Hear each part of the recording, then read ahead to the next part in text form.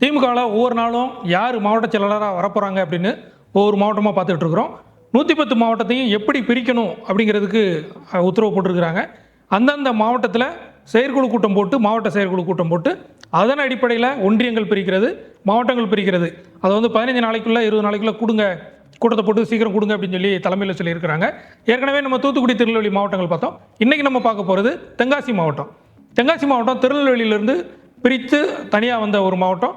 தென்காசி புதுசாக உருவான மாவட்டம் அப்படின்னா கூட அந்த மாவட்டத்துக்கு பொறுப்பு அமைச்சராக KKSR ராமச்சந்திரன் இருந்தார். பொறுப்பு அமைச்சர் அப்படின்னு சொன்னால் கூட அந்த மாவட்டத்தினுடைய முழுமையான ஒரு கண்ட்ரோலில் KKSR தான் வச்சுருந்தார். ஏன்னா நிர்வாகம் புது மாவட்டம், அதை எப்படி கொண்டு போகணும் அப்படிங்கிறதுக்கு. அதே போல் திருநெல்வேலிக்கு ராஜகண்ணப்பன், தங்கந்தனரசு பல பேரை போட்டிருந்தாங்க, எதுவுமே சரிப்பட்டு வரல. ஆனால் தென்காசியை KKSR அவர் கண்ட்ரோலில் கரெக்டாக போய்கிட்டே இருந்தது. இதில் தென்காசி வடக்கு, தென்காசி தெற்கு அப்படின்னு 2 மாவட்டங்களாக பிரித்து வச்சுருந்தாங்க. முதல்ல இந்த மாவட்டத்துக்கு சிவபத்மநாபன் அவர் தென்காசி தெற்கு மாவட்டத்துக்கும் வடக்கு மாவட்டத்துக்கு முதல்ல துரை அப்படின்னு இருந்தார். அதுக்கப்புறம் செல்லத்துறை வந்தார். இவங்களுக்குள்ள அந்த உட்கட்சி பிரச்சனைகள், துரை இருக்கும்போதும் எதிர்த்து போராட்டம், செல்லத்துறை இருக்கும்போது எதிர்த்து போராட்டம் அப்படின்னு சொல்லி நிறைய பிரச்சனைகள்லாம் வந்ததுனால அந்த மாவட்டங்கள் அடிக்கடி மாறிக்கிட்டே இருந்தாங்க. சிவபத்மநாபன் மேலேயும் நிறைய குற்றச்சாட்டுகள் வந்ததுனால அவருக்கு பதிலாக சுரண்டை ஜெயபாலன் அவர் மாவட்ட செயலாளராக வந்தார்.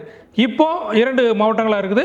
ஒரு மாவட்டத்துக்கு பொறுப்பாளராக ஜெயபாலன் இருக்கிறாரு, இன்னொரு மாவட்டத்துக்கு பொறுப்பாளராக ராஜா எம்எல்ஏ இருக்கிறார்.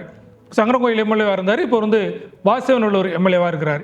முதல்ல தென்காசி வடக்கு மாவட்டம் அப்படிங்கிறது வாசவநல்லூர் கடையநல்லூர் தொகுதியாகவும், தெற்கு மாவட்டம் அப்படிங்கிறது தென்காசி சங்கரங்கோயில் ஆலங்குளம் அப்படிங்கிறதா வருது.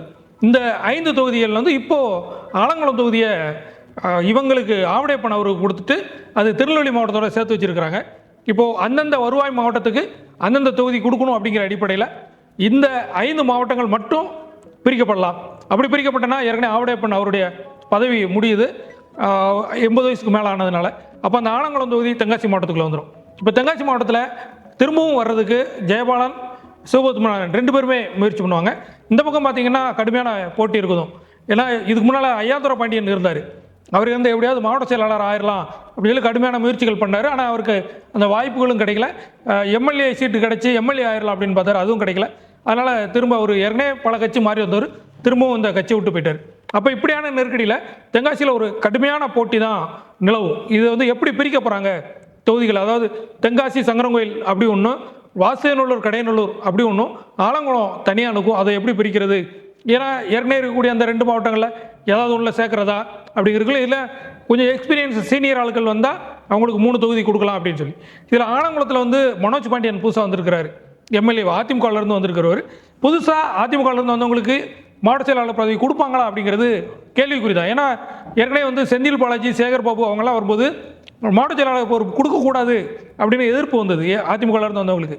செந்தில் பாலாஜிக்கே அதே மாதிரி சேகர் பாபுக்கு இவங்களுக்கெல்லாம் 4-5 வருஷத்துக்கு அப்புறம் தான் இந்த மாவட்ட செயலாளர் பொறுப்பே கொடுத்தாங்க.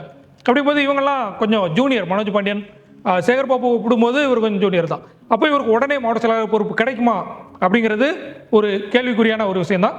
இப்போது தென்காசியை பொறுத்தளவில் வடக்கு மாவட்டத்துக்கு இப்போ இருக்கக்கூடிய மாவட்ட செயலாளர் ராஜா எம்எல்ஏ அவர் தலைமையிலையும் ஸ்ட்ராங்காக இருக்கார், ஃபீல்டுலையும் ஸ்ட்ராங்காக இருக்கிறார். அப்போ அவருக்கே திரும்ப வாய்ப்பு கிடைக்குமா அப்படின்னு ஏற்கனவே இருந்த மாவட்ட செயலாளர் தனுஷ் எம் குமார் முன்னாள் எம்பி அவர் சென்னையில் அதிகமாக இருக்கிறதுனால அந்த மாவட்ட செயலாளர் போட்டியில் அவர் இல்லை அப்படிங்கிறது இருக்குது. இருந்தாலும் அந்த துரை, செல்லத்துறை அவங்க திரும்ப போட்டி பண்ணலாம். அது மட்டும் இல்லாமல் இப்போ இருக்கக்கூடிய சிட்டிங் எம்பி டாக்டர் ராணி அவங்க இருக்கிறாங்க. அவங்களுடைய கணவர் ஸ்ரீகுமார் அவர் மாவட்ட செயலாளர் பதவிக்கு போட்டி போடலாம். அது இல்லாமல் முத்துசெல்வி அவங்க முன்னாள் எம்எல்ஏ, சங்கரங்கோயில் எம்எல்ஏ, அவங்க ஃபீல்டில் கடுமையாக வேலை செஞ்சுட்டு இருக்கிறாங்க. அந்த ரீல்ஸ் போடுறது கொண்டு டிவிக்கு ஈக்குவலாக ரீல்ஸ் போடுறது, மக்களை சந்திக்கிறது, அந்த மாதிரி முத்துசெல்வியும் அந்த போட்டியில் இருக்கிறாங்க. அப்போது இந்த பக்கம் தென்காசி வடக்கு மாவட்டம் அப்படிங்கிறது இந்த கடுமையான போட்டிகள் இருக்குது. இது இல்லாமல் கடையம் ஜெயக்குமார் அவரும் ஃபீல்டு இருக்கார். மக்கள் மத்தியிலையும் சரி, தொண்டர்கள் மத்தியிலையும் சரி தனக்கான ஒரு செல்வாக்கு வச்சிருக்கிறாரு. அவர் வாசவநல்லூர், அது கடையநல்லூர், சங்கரங்கோயில் இந்த தொகுதிகளுக்கான வேட்பாளர் போட்டியிலையும் இருந்தார். சங்கரங்கோயில் அல்லது வாசவநல்லூர் 2ல் ஏதாவது ஒன்று கிடைக்கும் அப்படின்னு சொல்லி கடையம் ஜெயக்குமார் எதிர்பார்த்துட்டு இருந்தார். அவருக்கு ஒரு சில அந்த சோறு விளம்பர சர்ச்சையினால் அவர் வேட்பாளராகக்கூடிய வாய்ப்பு கிடைக்காம போணுச்சு. இப்போது இவங்களில் யாருக்கு வாய்ப்பு அப்படிங்கிறதெல்லாம் ஒரு பெரிய எதிர்பார்ப்பை உண்டாக்கி இருக்குது.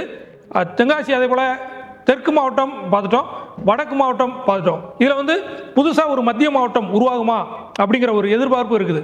ஏன்னா யாதவர்கள் சமூகத்துக்கு வந்து ஒரு மாவட்ட செயலாளர் கொடுக்கணும் அப்படிங்கிற ஒரு எதிர்பார்ப்பு தென்காசி மாவட்டத்தில் இருக்குது. சங்கரங்கோயிலை மையப்படுத்தி ஏற்கனவே குருசாமி யாதவர் இந்த மாதிரி பெரிய அரசியல் தலைமைகள்லாம் இருந்த ஒரு ஏரியா. அதனால் சங்கரங்கோயிலை மையமாக வச்சு யாதவ சமூகத்துக்கு வந்து ஒரு மாவட்ட செயலாளர் கொடுக்கணும் அப்படிங்கிற கோரிக்கை இருக்குது. அது மட்டும் இல்லாமல் தென்காசியில் வந்து இஸ்லாமிய சமூகம் சிறுபான்மை மக்கள் வந்து அதிகமாக இருக்கக்கூடிய ஏரியா. அதனால் தென்காசியை மையமாக வச்சு சிறுபான்மை சமூகத்துக்கு இஸ்லாமியர் ஒருவருக்கு மாவட்ட செயலாளர் கொடுக்கணும். அப்படி நீங்கள் கொடுத்தீங்கன்னா நீங்கள் கடையநல்லூர் ஆலங்குளத்தை கூட தனியாக வச்சுக்கலாம் அப்படிங்கிற மாதிரி, இல்லைனா தென்காசி கடையநல்லூரை சேர்த்து வச்சு இஸ்லாமியர் ஒருவருக்கு மாவட்ட செயலாளர் கொடுக்கணும் அப்படிங்கிற கோரிக்கை இருக்குது. இப்போ இந்த கோரிக்கைகளில் யார் வரப்போறா அப்படிங்கிறது இருக்குது. தென்காசி தெற்கை பொறுத்தளவில் ஜெயபாலன், சிவபத்மநாபன் இவங்க மட்டும் இல்லாமல் ஆல்ரெடி எழில்வாணன் அவர் வந்து ஆல்ரெடி அவங்களுடைய பையன் அந்த டாக்டர் பூங்கோதை இவங்க அந்த குடும்ப சண்டையினால அவங்களுக்கு அடுத்தடுத்து சீட்டு கிடைக்காமலாம் போணுச்சு. இது இல்லாமல் ஆலங்குளத்தில் திவ்யா மணிகண்டன் அவங்க இருக்கிறாங்க. அவங்க வந்து சேர்மனாக இருக்கிறாங்க. அவங்களும் மக்கள் மத்தியில் ஓரளவு செல்வாக்கோட இருக்கிறாங்க. அது இல்லாமல் கலை கதிரவன் அவர் வந்து அன்பகம் கலையோட பையன் கலை கதிரவன் தென்காசியில் வந்து எம்எல்ஏ வச்சு வச்சிருக்கிறார். அப்போ கலை கதிரவன் தமிழ்ச்செல்வி மாவட்ட பஞ்சாயத்து தலைவர் அவங்க தான் சிவபத்மநாதன் கூட சண்டை போட்டு அவர் மாவட்ட செயலாளர் பதவிக்கு காலியாக காரணமாக இருந்தாங்க.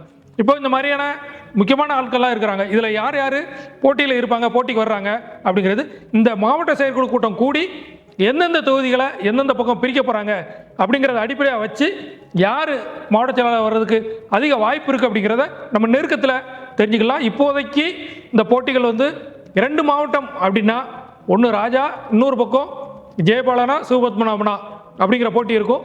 கலைக்கதிரவன் போட்டிக்கு வந்தோன்னா மற்றவங்கெல்லாம் விலகிடுவாங்க. அதுதான் இப்போதைக்கு நிலைமை.